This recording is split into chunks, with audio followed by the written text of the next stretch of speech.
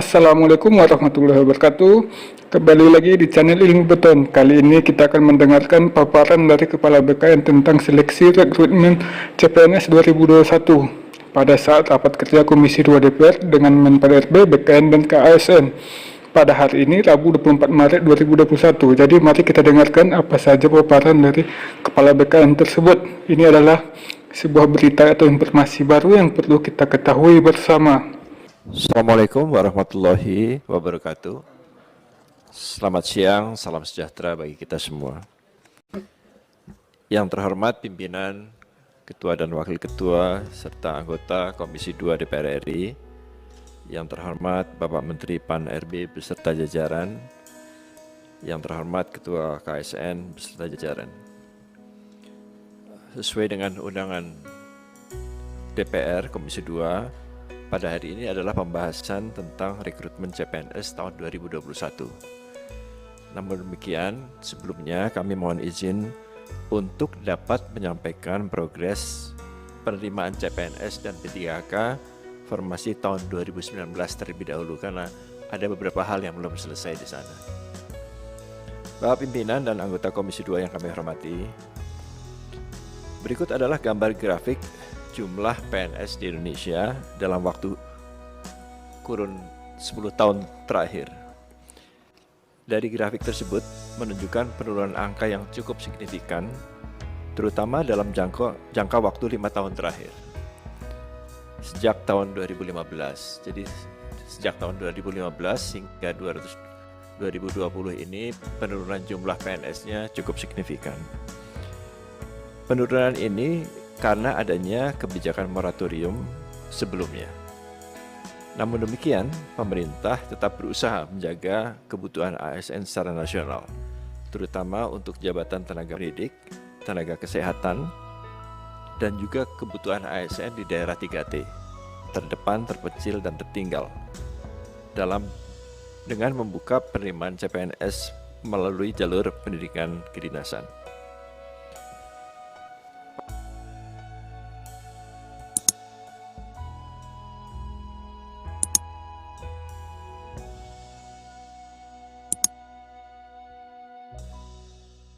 Pada pengadaan CPNS formasi tahun 2019, pemerintah membuka 150.315 formasi untuk 521 instansi, baik di pusat maupun di daerah. Berdasarkan data di BKN, jumlah peserta lulus sebelum dilakukan optimalisasi atau lulus murni adalah sebesar 129.815. Optimalisasi adalah langkah pemerintah untuk mengisi kekosongan formasi jabatan.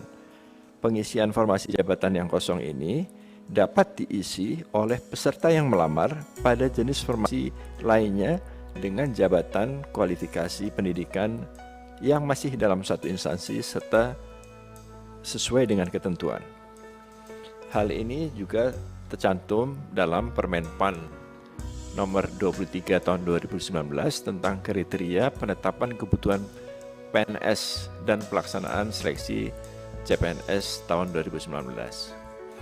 Setelah dilakukan optimalisasi, maka jumlah peserta yang dinyatakan lulus adalah sebesar 138.775.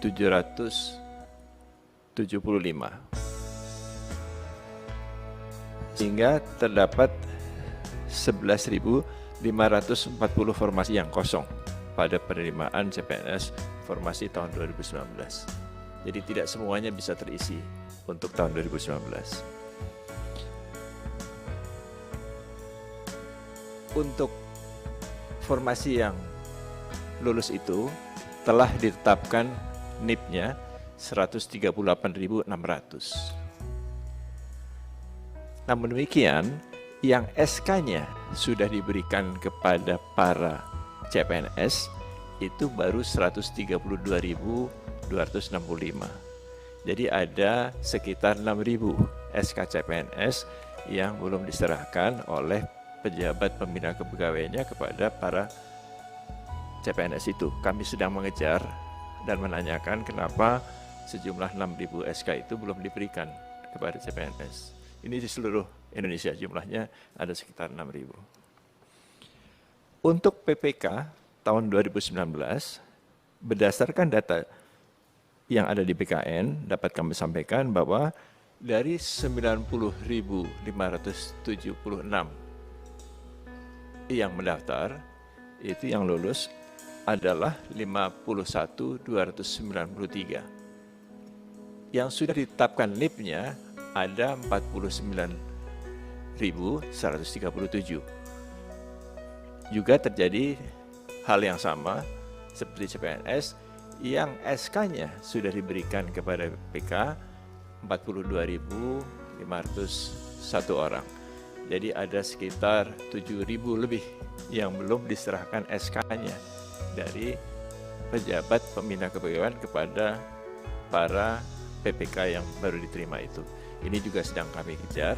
Beberapa alasan yang diberikan kepada kami bahwa di antara mereka ada yang lulus seleksi CPNS. Kemudian ada juga yang meninggal dunia. Ada yang mengundurkan diri atau berhenti sebagai pekerja honorernya. Ada yang mencapai batas usia pensiun. Ada juga yang terkena hukuman disiplin dan diberhentikan dari tenaga honorernya. Atau ada yang tidak memenuhi persyaratan. Ini beberapa argumentasi yang diberikan oleh PK-nya, tapi kami sampai sekarang masih terus mengejar untuk mengetahui status terakhirnya.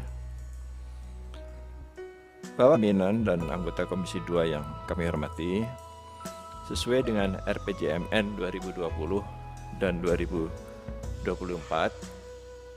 kami masih menggunakan falsafah penerimaan CPNS yang sama. Jadi untuk mendapatkan ASN yang betul-betul berkualitas, tata cara untuk pengadaannya ini terus kami tingkatkan, dan juga materi-materi ujiannya kami tetap menggunakan yang sudah ditetapkan sebelumnya dengan meningkatkan kualitasnya. Jadi tes karakteristik pribadi, tes wawasan kebangsaan untuk perekat dan pemersatu bangsa, tes inteligensia umum, dan juga seleksi kompetensi bidang ini akan tetap kami gunakan. Di tahun 2021, pemerintah berencana membuka rekrutmen calon ASN melalui 3 jalur. Jadi jalur CPNS, jalur calon P3K, dan jalur sekolah kedinasan. Jadi kami membagi 3 kelompok di situ. Untuk sekolah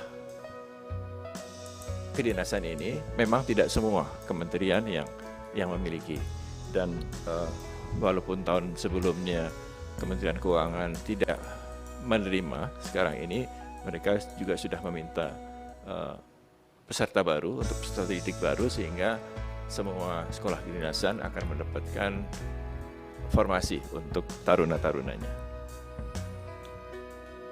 Kemudian berikutnya, sistem untuk seleksi ASN ini masih menggunakan format yang sama, walaupun di dalamnya kami terus sempurnakan, baik teknologinya maupun tata caranya, sehingga kami bisa mendapatkan jaminan bahwa yang diterima adalah yang betul-betul berkualitas.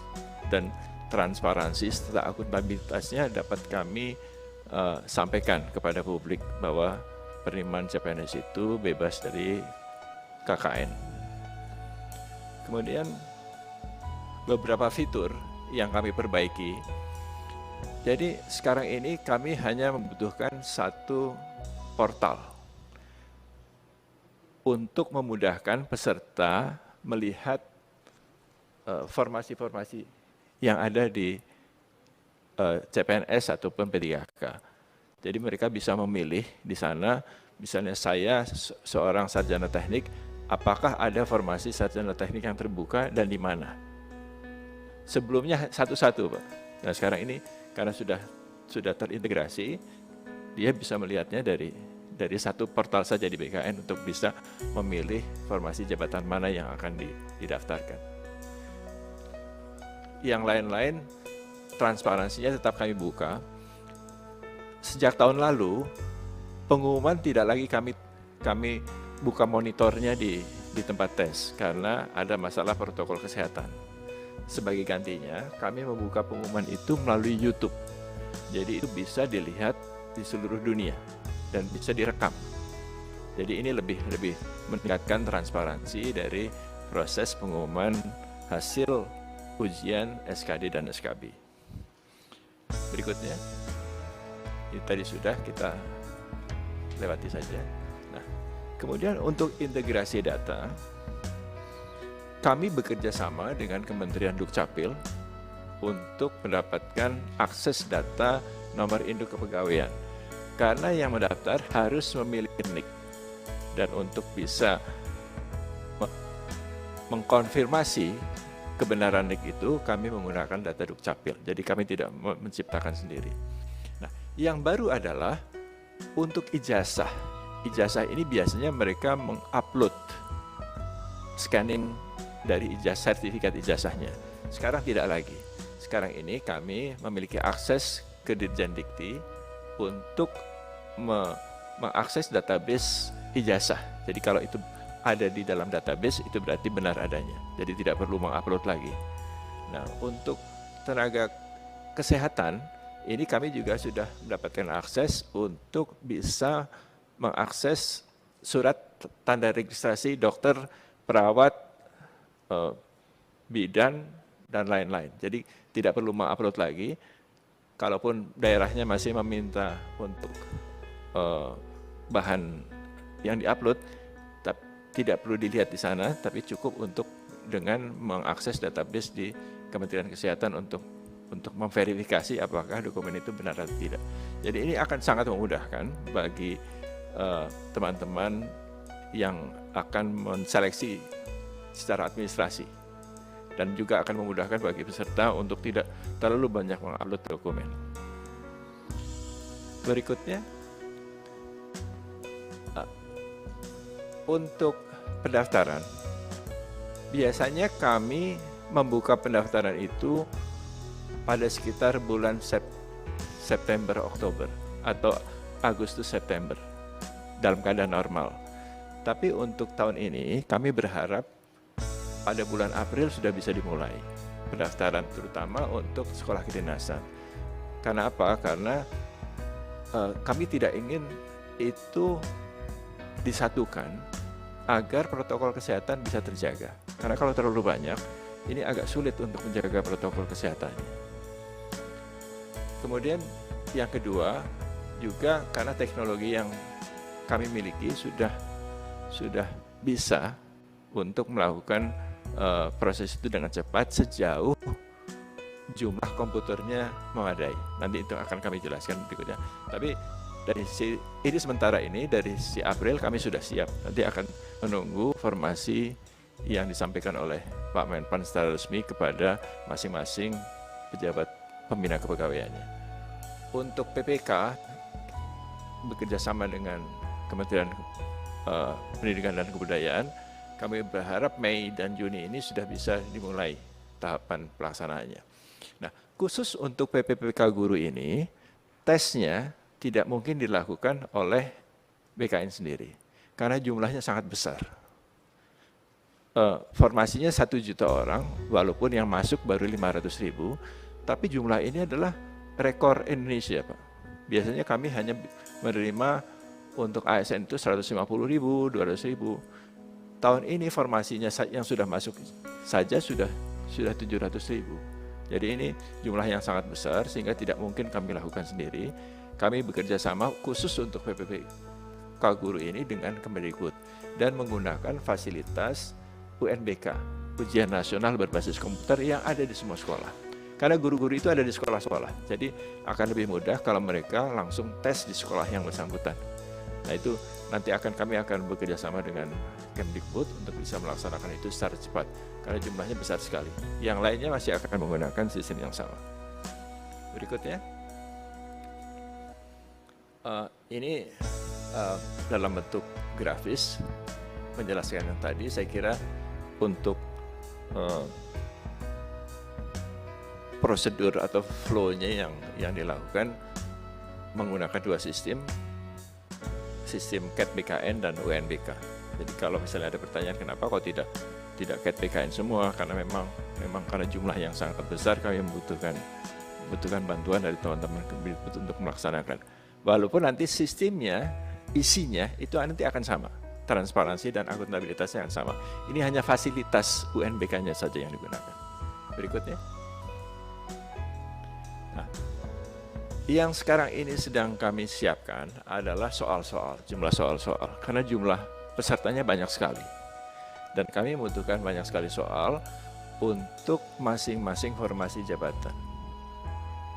Tahun lalu itu jumlah soalnya sangat terbatas, karena kami tidak mengira ada dampak pandemi. Dan dampak pandemi ini membuat pelaksanaannya mundur, jadi lama. Kalau jumlah soal terbatas dan pelaksanaannya lama, kemungkinan bocornya nanti akan besar. Jadi kami berharap jumlah soalnya akan sangat banyak, sehingga kalaupun itu bocor keluar, tidak akan berdampak pada kualitas tesnya, karena masih banyak soal-soal yang bisa kami gunakan. Selanjutnya, kesiapan soal ini kami berharap untuk SKD tetap pada Kementerian Pendidikan dan Kebudayaan. Mereka sudah menyiapkan konsorsium untuk menyusun soal-soalnya. Sedangkan untuk SKB, seleksi kompetensi bidang, akan menjadi tanggung jawab instansi-instansi pembina jabatan fungsional. Jabatan fungsional kita ada 250 jabatan fungsional, dan itu semua harus ada soalnya. Dan itu masing-masing kementerian akan bertanggung jawab untuk menyusun soal. Yang paling banyak Kementerian Kesehatan, karena jabatan formasi fungsional di Kementerian Kesehatan itu ada sekitar 30 kalau tidak salah. Dan mereka kemarin sudah rapat dengan kami dan sudah hampir selesai untuk menyelesaikan soal-soal itu. Berikutnya. Nah, untuk pandemi kemarin, kami memiliki pengalaman baru. Pengalaman barunya adalah peserta tes yang ada di luar negeri itu bisa ikut tes, karena mereka mobilitasnya terbatas karena pandemi. Jadi tahun lalu kami sudah mengadakan tes CPNS dengan lokasi di 15 negara di luar Indonesia, bekerja sama dengan Kementerian Luar Negeri. Ini lokasi tesnya adalah di KBRI dan di KJRI, dan itu bisa kita lakukan. Jadi kalau tahun ini akan kita lakukan seperti itu lagi, tentu akan sangat memungkinkan, apalagi teknologinya sudah akan lebih baik pada tahun ini. Jadi mereka tidak perlu harus datang ke Indonesia untuk bisa melakukan tes. Terutama teman-teman yang menjadi tenaga honorer di KBRI atau KJRI. Sebelumnya mereka harus pulang ke Indonesia, dan itu tentu sangat mahal. Nah, untuk ke depan mereka bisa tes di KBRI yang bersangkutan. Berikutnya. Nah, untuk menjaga jaminan security dari pada tesnya, kami juga membuat aplikasi face recognition. Face recognition itu bisa melihat wajah dari peserta ujian. Jadi tidak memungkinkan lagi adanya calo. Kalau dulu masih mungkin calo masuk, walaupun sudah diperiksa macam-macam, tapi masih ada kemungkinan itu dikerjakan oleh calo atau joki, gitu ya. Nah, untuk yang sekarang ini tidak bisa lagi, karena kami sudah menggunakan teknologi face recognition. Jadi itu bisa untuk menetralkan upaya-upaya untuk menggunakan joki dalam tes CPNS. Berikutnya. Ini adalah prosedur yang juga sudah kami diskusikan dengan Satgas COVID dan Kementerian Kesehatan. Jadi kami betul-betul menginginkan prosedur untuk tes ini juga memenuhi persyaratan protokol kesehatan. Bahkan untuk yang positif COVID pun masih kami beri kesempatan untuk mengikuti ujian. Jadi akan ada prosedur-prosedur khusus bagi mereka yang positif COVID dan tetap bisa untuk mengikuti ujian. Jadi ada ruang khusus yang steril untuk mereka. Berikutnya. Nah, jumlah peserta SKD tahun lalu adalah 3.364.000 yang dilakukan selama 43 hari, ini untuk SKD, dan sesi perharinya 5 sesi. Untuk tahun ini, kalau kita menginginkan tetap 40 hari, sesinya tidak mungkin 5 hari, Pak. Karena dengan protokol kesehatan itu, setiap sesi harus disterilkan. Jadi tidak mungkin 5 sesi. Yang memungkinkan hanya 3 sesi. Tetapi kalau 3 sesi, maka kebutuhan komputernya akan menjadi lebih besar. Jadi per sesi itu kami membutuhkan paling tidak 64.000 komputer untuk bisa melaksanakan tes itu dalam waktu 40 hari. Karena asumsi kami peserta yang akan mengikuti SKD naik 19%, 20% menjadi 4 juta orang. Jadi 4 juta orang ini akan mengikuti tes CPNS. Belum termasuk tes P3K-nya nanti. Berikutnya. Untuk kebutuhan anggaran, biasanya kami mendapatkan bantuan oleh Kementerian Keuangan yang diambil dari dana alokasi BUN, anggaran 99. Jadi bukan anggaran BKN, Pak, ini anggaran Kementerian Keuangan, karena jumlahnya tidak pasti, tidak tentu untuk setiap tahun. Jadi itu tidak dianggarkan di BKN, tapi dianggarkan di Kementerian Keuangan. Kami hanya mengajukan kebutuhan anggaran untuk seleksi CPNS ini kepada Kementerian Keuangan. Kementerian Keuangan yang akan memberikan kepada BKN. Berikutnya. Saya kira demikian yang dapat kami sampaikan, Bapak Pimpinan, para anggota Dewan yang terhormat. Terima kasih atas perhatiannya. Billahi taufiq wal hidayah. Wassalamualaikum warahmatullahi wabarakatuh.